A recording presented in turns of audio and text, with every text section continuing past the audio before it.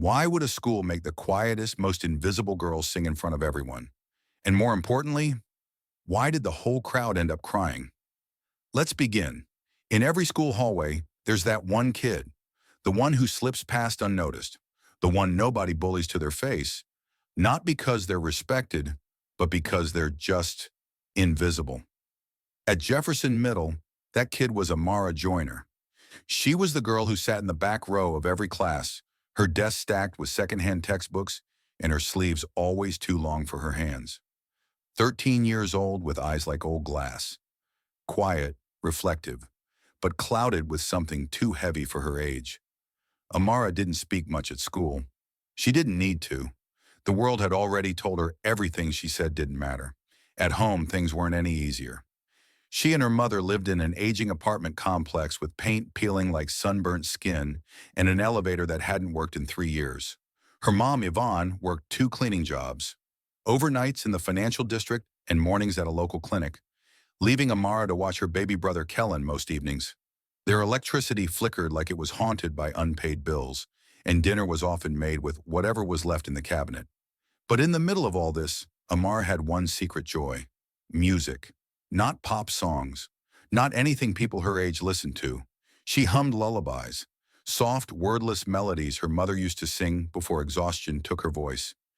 And when no one was home and Kellen had drifted off to sleep in his blanket fort, Amara would go into the bathroom, shut the door, turn on the faucet, and sing.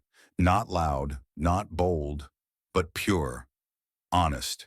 The kind of singing you feel before you hear. She never sang in front of anyone. She didn't need an audience, just four walls, a mirror, and enough silence to carry the tune. But everything changed with one announcement. Talent Week, the school intercom blared. Sign-ups outside the front office. Perform anything. Music, dance, poetry. Next Friday, during gym. The cafeteria buzzed instantly. Tables of kids scrambled to plan TikTok routines, guitar duets, comedy skits. Group chats exploded with plans and jokes. Amara kept her eyes on her tray of cold spaghetti. She didn't react, but someone else did. Across the room sat Bianca Kelman, one of the self-proclaimed cool girls, who seemed to orbit every hallway like they owned it. Bianca had a sharp tongue, a wider following on TikTok than the school newsletter, and a cruel talent for spotting weakness. She nudged her friend, pointing subtly. Yo, dare time. Watch this. The next day, someone had added a name to the sign-up list, written in shaky cursive, Amara Joyner. Singing, she hadn't written it. She only saw it the next morning when her classmates started whispering and stifling laughs in the hallway. Did you see who's singing? Oh my God, I'm gonna cry. Like for real. For my ears. Maybe she thinks it's a karaoke funeral. Amara froze when she saw it. Her name, on that list. At first, she thought about crossing it out, pretending it was a mistake. But something in her chest said, don't. Not because she wanted to prove anything, but because for once, they were going to hear her. Even if it started as a joke. That night, Amara didn't cry. She didn't tell her mother. She waited for Kellen to fall asleep, tiptoed to the bathroom, and began to sing. But this time, she sang all the way through. Her reflection stared back, frail, exhausted, unsure. But her voice, for once, didn't waver. Outside the door, her mother stood in silence, holding a mug of tea, tears brimming in her eyes. She didn't knock. She didn't interrupt. She just whispered to herself, that girl has something they don't know yet. The next few days at school were a storm of taunts. Bianca printed fake concert flyers with Amara, the bathroom ballad, written in Comic Sans and taped them across lockers.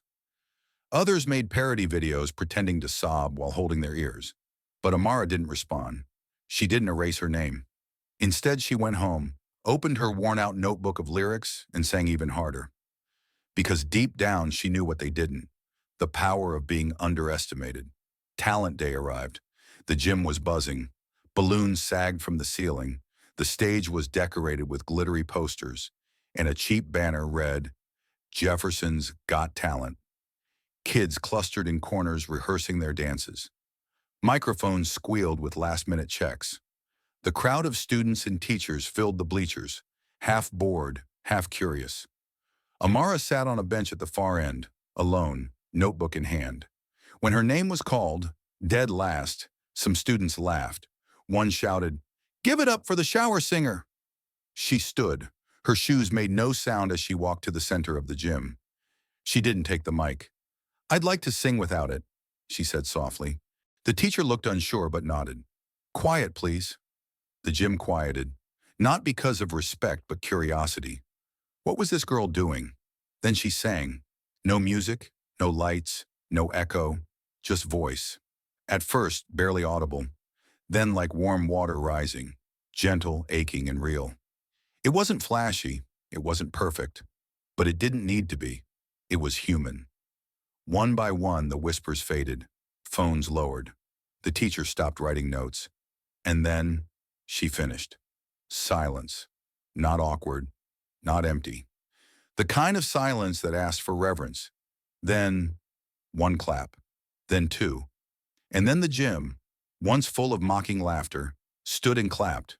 Not because it was flashy, but because something had touched them.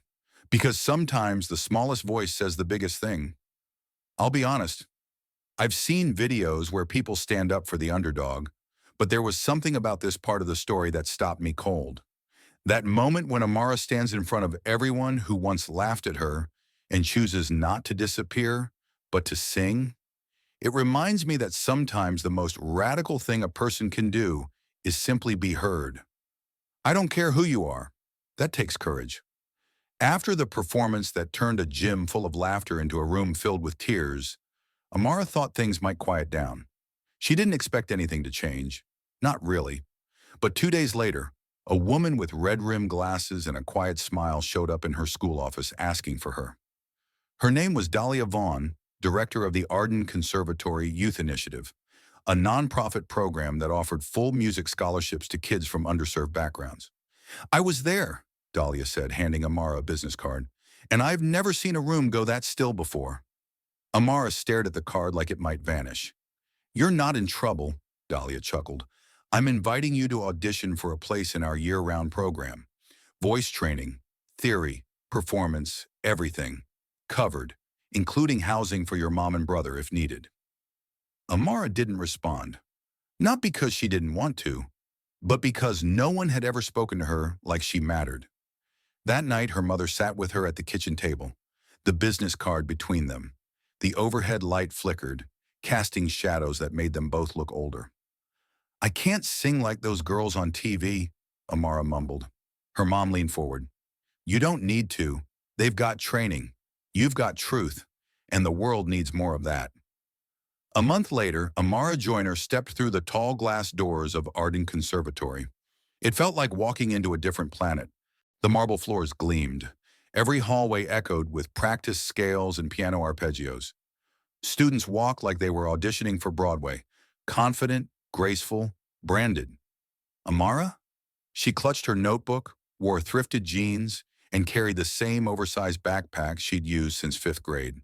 Her first roommate was Soraya Medina, a student from Madrid who had toured with an international children's choir. Soraya warmed up every morning with flawless trills, her vowels shaped like pearls. Amara tried mimicking them once and coughed. In her first theory class, the teacher passed out worksheets with clefs, key signatures, and terms like chromatic modulation. Amara hadn't even learned to read music. She stared blankly while the others zipped through. In vocal technique, the instructor asked for a chromatic scale. Amara froze. She didn't even know what that meant. When it was her turn, she tried. The teacher gave a polite nod. "Let's revisit this next week." The whispers came fast. "She's the one who sang that lullaby at a school talent show, right? Didn't even audition properly. Got in on a pity vote. I heard she sings in bathrooms. Like, for real." No one said it to her face. They didn't have to. The worst came from Chloe Tanaka, a classically trained soprano from Tokyo, with posture like a ballerina and nerves like ice. "Oh, you don't use a coach?" she asked once, all smiles. "That's brave." Brave. Not talented, not skilled. Brave, like jumping into a pool without knowing how to swim. Another time, Chloe glanced at Amara's shoes and muttered, I didn't know Crocs counted as stage wear. They weren't even Crocs, just cheap rubber slip-ons from the corner store. Amara began shrinking again, back into the quiet, back into the shadows. At night, she'd lie awake staring at the ceiling tiles, her voice gone dry from rehearsals and her hands sore from posture drills. She hadn't written anything new in weeks. Her notebook remained closed. She started to wonder, was that performance back home just a fluke? Did they clap because I surprised them? Not because I deserved it? Then one Thursday, everything cracked. It was after technique class. Amara had stayed behind to pick up a binder. As she turned the corner near the piano room, she heard Chloe's voice, low but clear. I don't get it. She sings a lullaby once and gets handed a spot. There are people who train for years and still don't get in. Someone else responded, maybe it's a diversity thing. Laughter. Amara didn't move. She just stood there, invisible again. And for the first time, she didn't want to sing. Not because she was scared, because she was starting to believe them. That night she sat at her desk, stared at the blank pages of her notebook, and asked herself a question I think far too many of us ask in moments like this. Am I just a mistake that people feel bad for? And if you've ever chased a dream in a space that wasn't built for you, where everything about you seems wrong, too different, too raw, you know that ache. You start wondering if your best moment was just luck. You start doubting the only thing that once made you feel whole. Amara didn't sing for 3 days.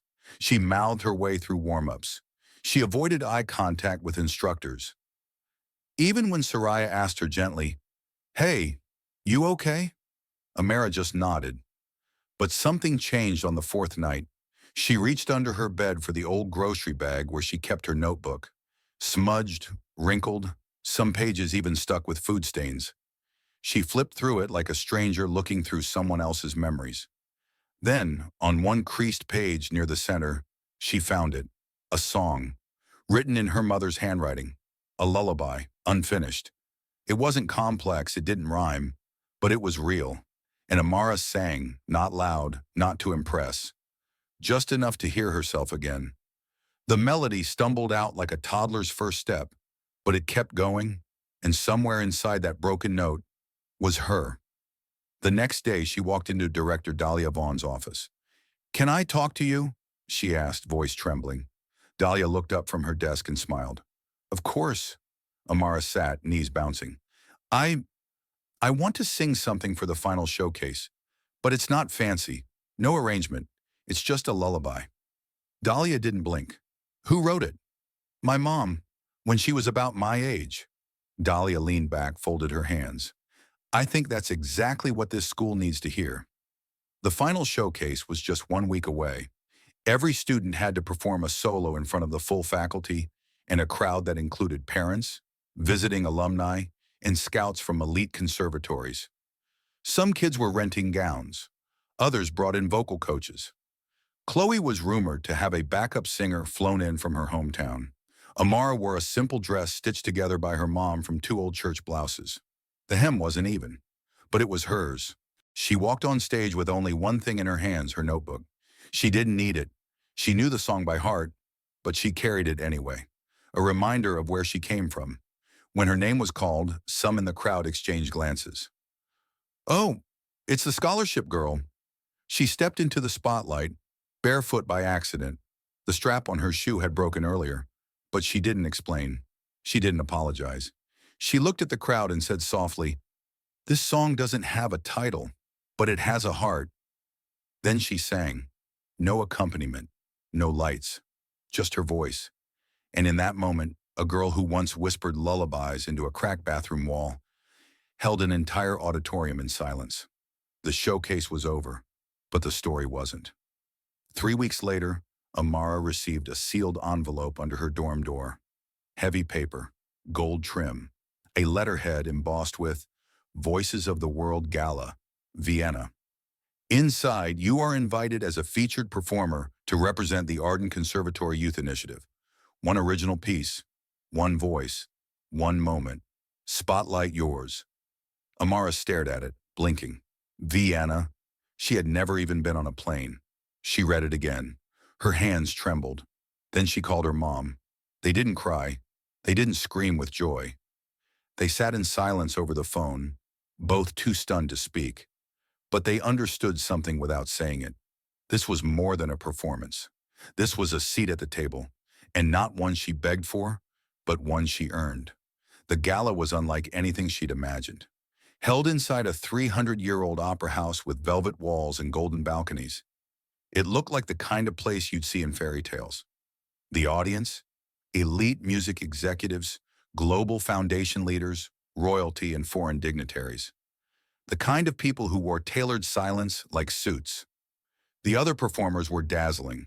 A Korean pianist who'd performed with the Berlin Philharmonic, a Brazilian violinist who once played blindfolded for UNICEF, a soprano from France who'd already recorded 2 albums. And then there was Amara, a 14-year-old girl in a stitched dress, carrying a beat-up notebook and hope tucked in her throat. Her hair was tied back in a simple knot. No stylist, no makeup artist. Her mom had pressed her dress with a travel iron in their tiny hotel room and tucked a note in her bag. No matter who's watching, sing like you're alone. Backstage, a technician approached her. "What track are you using?" Amara looked up. "None." He frowned. "Okay. Mic preference." "No mic." He blinked. "It's a massive hall. People won't hear you." She smiled gently. "They'll hear what matters." He didn't argue. He just shrugged. "Your call." Her name was last on the lineup. As each performer walked off stage, they received roaring applause. Some even got standing ovations. By the time Amara was called, the crowd had settled into a rhythm. Clap, nod, wait for the next polished prodigy. But what they got was silence. A girl walking out barefoot, dressed slightly wrinkled, no instrument in sight, no band behind her. A few audience members glanced around, confused. Is this a mistake? Then Amara took center stage and said 6 words. "This song is for the unheard." No intro, no announcement, just a breath. Then a note. Software like the whisper of wind through broken blinds. But unlike anything else that had come before, it wasn't powerful in volume, it was powerful in truth. She sang a new arrangement of her mother's lullaby, rebuilt, rewritten in her own words, a song that told a story of a girl in a hallway holding tears, of voices drowned by wealth and noise, of second chances sewn together like old fabric, of what it means to matter without being seen first. And somehow everyone listened. Not out of politeness, not out of obligation, but because for once, the truth sounded better than perfection. When she reached the final chorus, "Let me be the voice of those unheard," her voice didn't rise. It fell, barely above a whisper. And yet, you could have heard a paper tear in that room, because everyone was holding their breath. Then came the silence. No immediate applause, just a weight, a stillness that wrapped around every person in the theater and said, "You just witnessed something real." Then her mother stood, no cheering, no clapping, just a hand over her heart, tears streaming silently. And that was the beginning. One by one, the rest of the audience rose, not in hype, but in reverence. A standing ovation, not for fame, but for truth. Look, I've heard vocalists hit high notes that made chandeliers rattle. I've seen stages explode with pyrotechnics and dancers, but I've never seen a barefoot teenager whisper a lullaby and stop time. That's the thing about real art. It doesn't demand attention. It earns it by being human. Afterward, in the quiet backstage hallway, Amara was met by a woman in her 60s with silver-streaked hair and a tailored jacket. She didn't introduce herself with a title. She simply said, "You reminded me why I started this foundation 30 years ago." Amara said nothing. The woman placed a card in her palm. "Come to London this summer. We're building something for young artists like you. I want you to be the first voice we teach others to hear." In the months that followed, everything changed, and nothing changed. Amara and her mother still lived humbly. The scholarship continued. Kellen got his first proper backpack. Their fridge no longer blinked low-temp warnings. But what changed was the world around them. Videos of her performance at the gala were posted online. A clip titled "The Girl Who Sang Barefoot" hit 20 million views in 2 days. People called her the sole voice of a generation. She was invited to sing at the UN for International Human Rights Day. She performed for children in Syrian refugee camps through the Voices Beyond Borders initiative. She started mentoring young girls through a program she helped create, Echoes of Us. But none of that mattered as much to her as this. She still sang in bathrooms, still wrote lyrics at night, still drank tea with her mom on the floor when the couch got too uncomfortable, still practiced barefoot because she hadn't changed. She'd just been heard. 1 year later, in a major interview on national television, a journalist leaned across the table and asked her, "When did you know you belonged on the world stage?" Amara smiled. "No stage can tell me I belong," she said. "I knew when my mother stood up. That was enough." That's the thing, isn't it? Some voices shake coliseums. Others, they break hearts open just by being soft, brave, and real. Amara didn't start singing to be famous. She sang because something in her refused to stay quiet. And the joke? The joke wasn't on her. The joke was thinking the smallest voice in the room couldn't be the one that changed it. So if you've ever been overlooked, if you've ever been called a mistake, if you've ever been laughed at for daring to try, remember Amara Joyner and sing anyway.